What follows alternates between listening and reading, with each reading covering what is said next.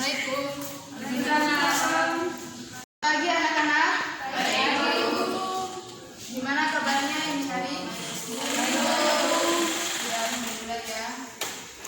Tolong kursinya dirapikan.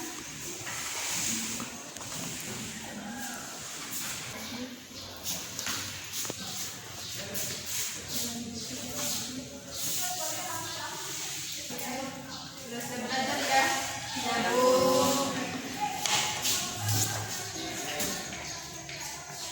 Siap dulu.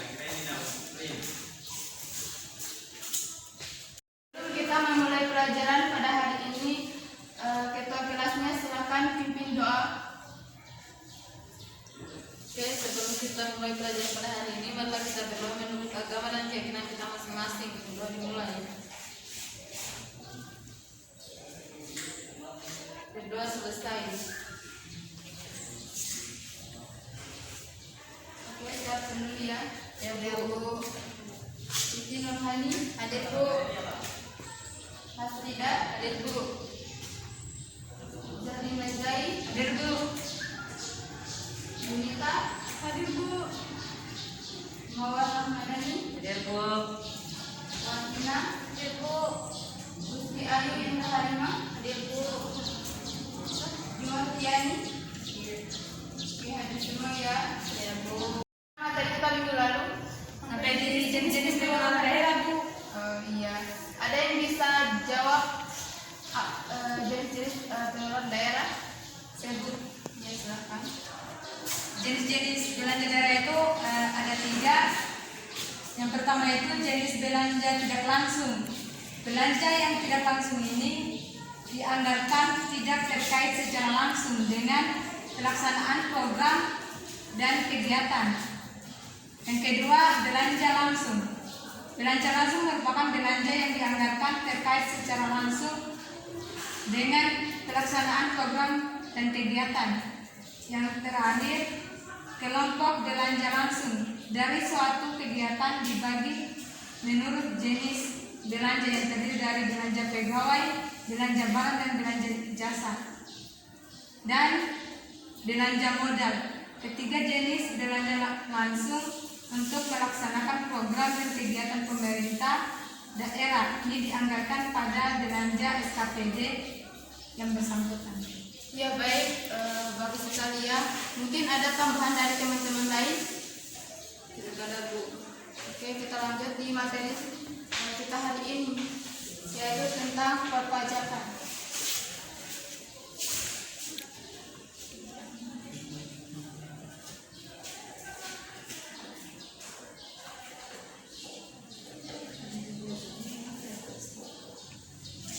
Materi pokok kita pada hari ini yaitu tentang perpajakan.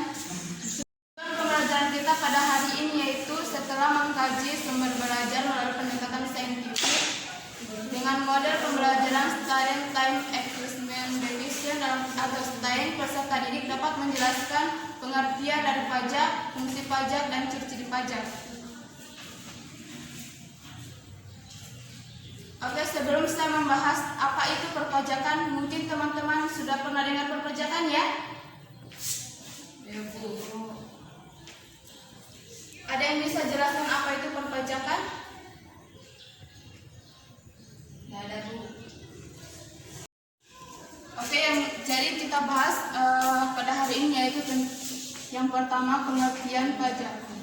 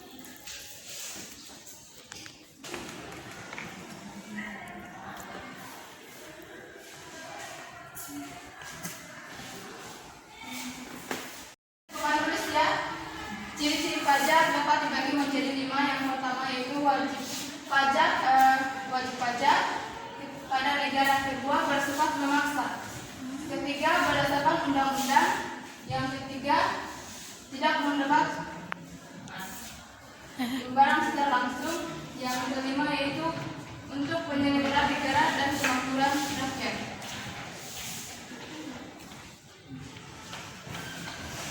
Maksud dari pajak kontribusi wajib pajak kepada negara artinya yaitu setiap orang memiliki kewajiban untuk melakukan pembayaran pajak. Namun hal tersebut hanya berlaku untuk warga negara yang sudah memenuhi syarat subjektif dan syarat objektif, yaitu warga negara yang memiliki penghasilan tidak kena pajak atau PTKP.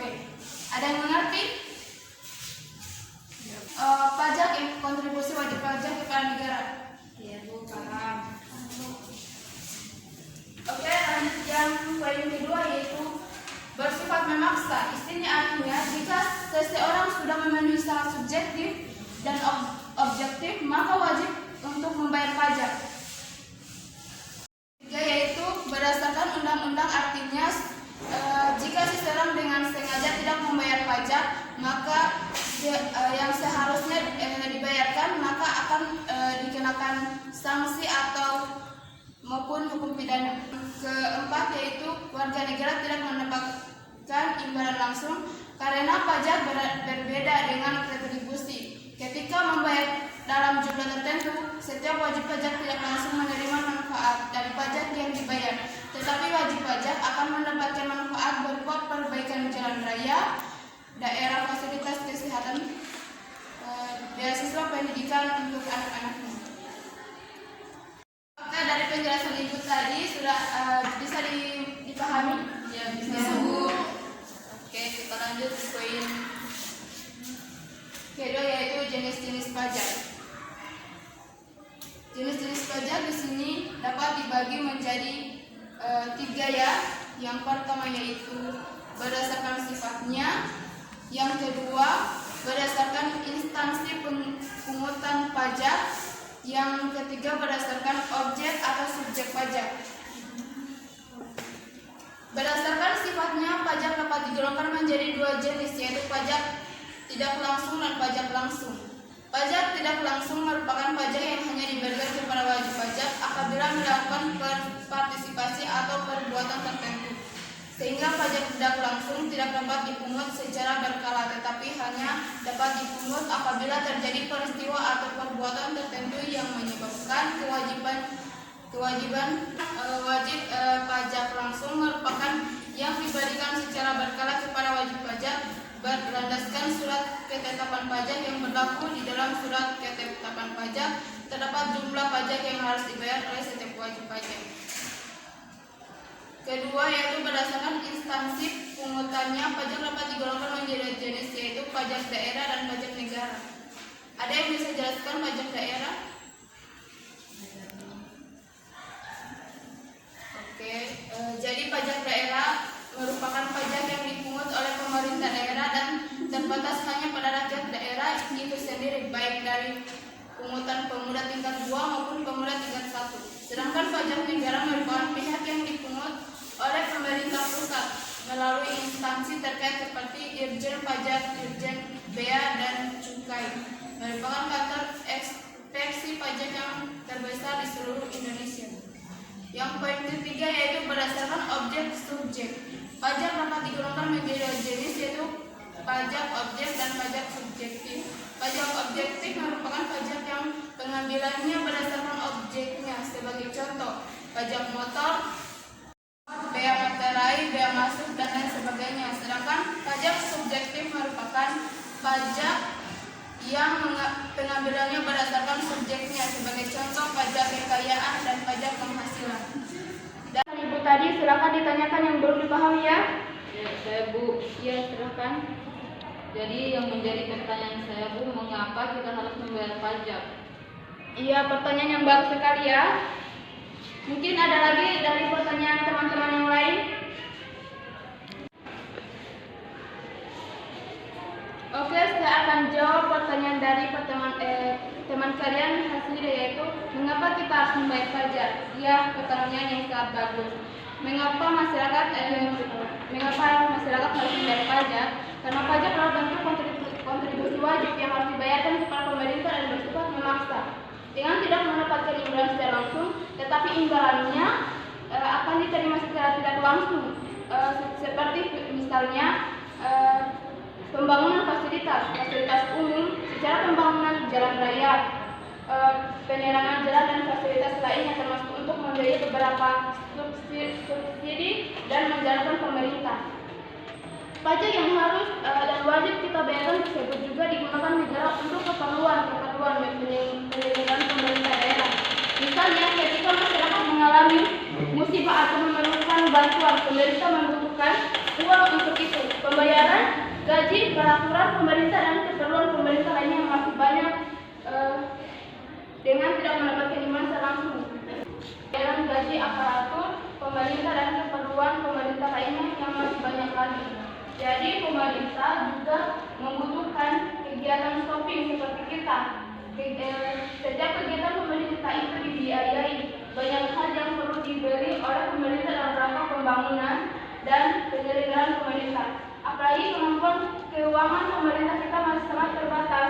Maka dari itu kontribusi dari rakyatnya masih sangat dibutuhkan. Di dunia ini sebagai besar negara semua menerapkan pajak kepada masyarakatnya. Pajak itu sebagai modal. Pajak itu sebagai sumber modal dan pendanaan daerah. Salah satu dari fungsi dan tujuan dari desentralisasi fiskal di negara kita adalah untuk menciptakan kemandirian daerah otonom sehingga semakin besar PAD suatu daerah tentunya akan semakin baik bagi daerah tersebut.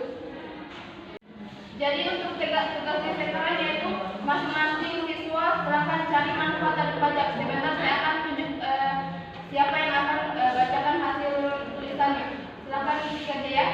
Ya Bu. Oke, waktunya selesai. Silakan Jalina maju ke depan untuk mempresentasikan apa yang ditulis.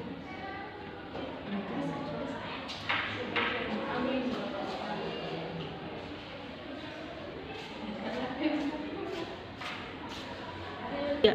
Baiklah, ya, ini hasil dari tugas yang tadi, jawaban dari manfaat pajak. Yang pertama, membiayai pengeluaran umum negara, misalnya dalam pembangunan fasilitas umum yang bermanfaat bagi rakyat. Yang kedua, membiayai pengeluaran self-liquidating negara yang bersifat memberikan keuntungan, misalnya dalam proyek produktif barang ekspor. Yang ketiga, membiayai pengeluaran produktif negara, misalnya dalam penyaluran bantuan kepada petani. Yang terakhir itu membiayai pengeluaran tidak produktif negara, misalnya dalam pembelian. Mungkin itu saja jawaban saya. Iya, terima kasih Tep Utama untuk Jalina.